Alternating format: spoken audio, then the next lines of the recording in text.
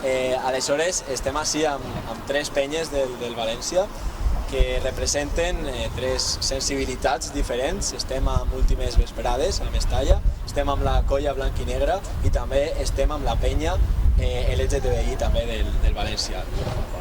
Aleshores, conteu-me un poquet de quina és la vostra activitat i quin és el vostre focus d'activitat.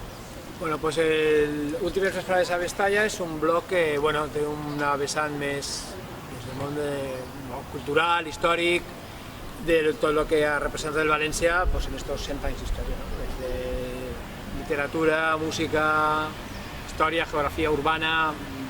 Sí, podem dir que al cap i a la fi també tracta tot el tema que té de similituds de la societat valenciana amb el seu club i tot el que envolta. Sí, totes les arrels que n'hi ha i totes les coses que unixen el que seria el territori valencià amb el club més representatiu.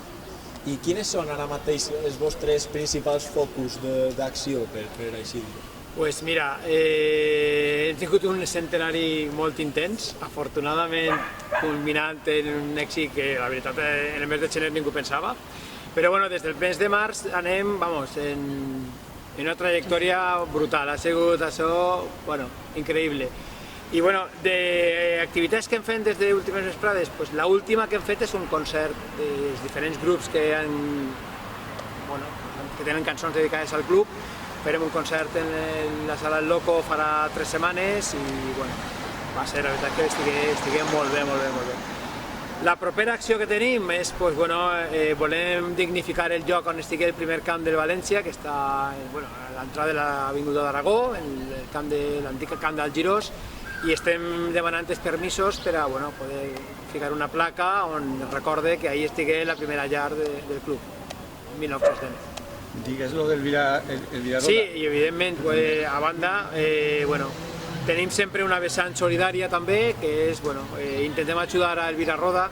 Elvira Roda és coneguda com la xica bombolla, que té un problema de sensibilitat química múltiple i, casualitats del destí, és neta de José Llorca, un dels fundadors del club. I aleshores juntem un poc el que és els orígens del club amb la solidaritat i amb el que seria un poc la cultura. I entre vosaltres, entre les diverses penyes, les que esteu constituïdes com les que no estan encara constituïdes oficialment com a penya, existeix un cert diàleg? Intenteu cooperar en les activitats de les altres penyes? Quina és la relació que teniu? Per exemple, en el concert que va organitzar membres de la colla, jo no vaig poder, però Sergi va anar i altra gent va anar a veure-los. I també en la xerrada que van fer, ells van fer una xerrada sobre el València de la Guerra Civil i ells també van assistir. I quina és també la vostra activitat des de la Colla Blanc i Negra? I per què, i quin també el motiu pel qual decidiu donar aquest pas avant? La nostra colla naix que veiem que el València s'havia fet envoltat d'un mar mental que la societat havia dit, un mar de violència, de coses rares, intolerància, i llavors pensàvem que havíem de visibilitzar la normalitat del club, que són 40... En Mestalla entrem entre 40 i 50.000 persones, socis són 35.000 per ahí, i la gran majoria és gent normal, com les que coneguem tots, persones normals. I volíem representar un poc això.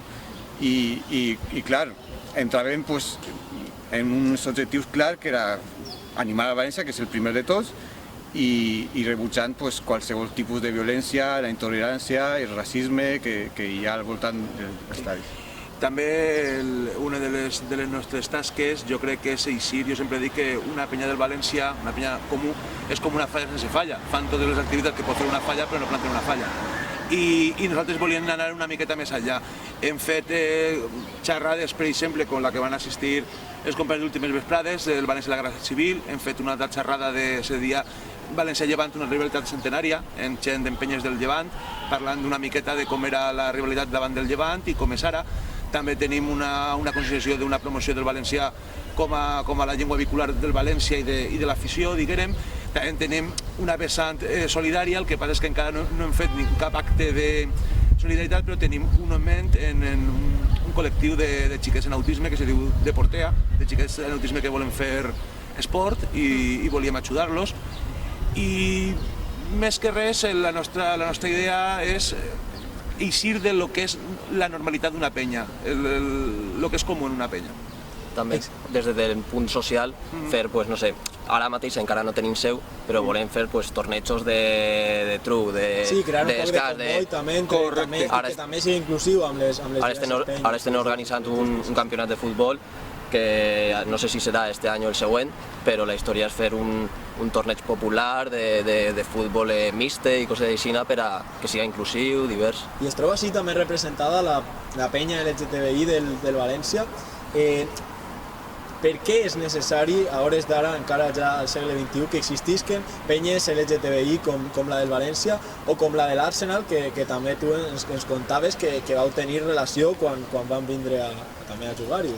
O la del Levante, que hace poco que se creó, de hecho contactó con nosotros, le dijimos... De hecho, nosotros contactó con nosotros el de la Peña de Levante y pues nosotros obviamente abiertos a hablar con ellos, ayudarles a lo que haga falta, da igual que sea el equipo rival de la ciudad, porque entre nosotros nos tenemos que ayudar. ¿Por qué una peña LGTBI? Yo siempre hago la pregunta de ¿por qué no? O sea, siempre han habido muchas peñas de muchos distintos pues como ellos en contra de la violencia, a favor de la lengua del valenciano, historia del Valencia. Nosotros también tenemos que ser historia del Valencia, ¿por qué no? Al igual que el fútbol femenino. Nosotros este año lo que nos vamos a enfocar principalmente es llevar la voz del colectivo LGTBI o lo que es la peña LGTBI y a la vez también llevar al Valencia femenino un poco más adelante. También está la recta de Paterna y la recta de Paterna va a todos los partidos y muy pocas veces tú oyes hablar de la recta de Paterna, pero no se pierde ni un partido. Entonces, contra más que nos unamos a favor de ellas, porque les hace falta el tirón de que vaya gente a verlas, y yo tengo el pase y he ido muchas veces y creo que me habré perdido este año 3 o 4 partidos como mucho por eventos familiares, pero tanto el colectivo LGTBI como el femenino y obviamente el masculino, que no nos perdemos ni un partido tampoco, pero necesitan un buen respaldo. Claro, de alguna manera entre todos vosotros y entre el resto de peñas también tenéis que representar esa transversalidad que estaba presente, como comentaban antes los compañeros, y que representa también la propia transversalidad y la propia diversidad tanto de la ciudad de Valencia como de la comunidad valenciana. Claro, es que la sociedad hoy en día ha evolucionado, y ha evolucionado no solamente ya a nivel de deporte, a nivel mental. El otro día fue el partido de España y lo estaban viendo a través de Gol millones de personas. De la selección femenina. De la selección femenina. Y esto puede ir más hacia adelante y estamos jugando mundiales y ahora vimos el otro día que la temporada pasada a lo mejor les regalaban tazas y este año les regalaban coche y decía, ¡ay, se han vuelto locas por un coche! Es que nunca les habían regalado nada. Van al avión y tienen su nombre puesto. Para esas chavalas que han luchado tanto, han sufrido, han llorado, es que les ha pasado de todo. Claro, obtener un premio diferente al premio que obtenían los futbolistas masculinos por hacer realmente la misma labor. Sí. Es que es eso. Una igualdad. Es que es la igualdad que se busca realmente. Claro, entonces, de alguna manera, ¿dónde están los principales focos que tiene que seguir el Valencia y que tienen que seguir el resto de clubes ahora mismo para conseguir la igualdad en el fútbol? Ya hemos hablado de la lucha feminista, hemos hablado de la lucha del colectivo LGTB por sentirse. Recordamos esos comentarios homófobos, incluso que también todavía se siguen viendo y se siguen mostrando en los campos. No sé cuál es vuestra opinión. Home, és el que parlaven abans, la mala educació i la falta de respecte és una cosa intrínseca al ser humà i sempre va existir, i més en el camp de futbol on les passions estan tan a flor de pell, diguem.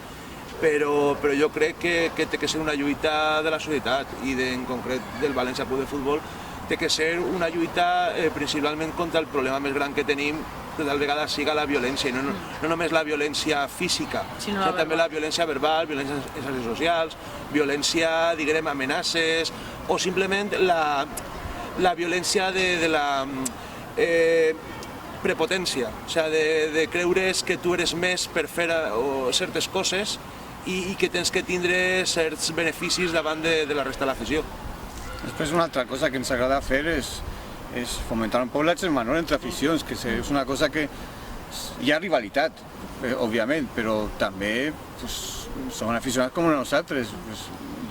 A mi m'agrada molt l'exemple del futbol basc, que abans del partit se'n van de pinxos i de cerveses, per què no podem fer nosaltres, que també fem prèvies abans del partit? I en el rugby també. I en el rugby ho fan, per exemple, per això la nostra penya ha intentat col·laborar amb altres penyes d'altres equips valencians, com el Villarreal i el Llevant, per a fer això. Un lema que té, per exemple, el Celtic Submarí, que està germanat a nosaltres, és 90 minuts de rivalitat, el que queda en el camp està en el camp, i després tota una vida d'amistat, perquè per què no pots ser amic d'un altre aficionat? Jo crec que la nostra tasca, cadascú en el seu àmbit, és denunciar ja no denunciar algunes coses que passen con el tema de la violència, racisme, homofòbia i tal, sinó també construir un projecte social, cultural, de club i fer la imatge del València i fer créixer el club també, des de la nostra banda.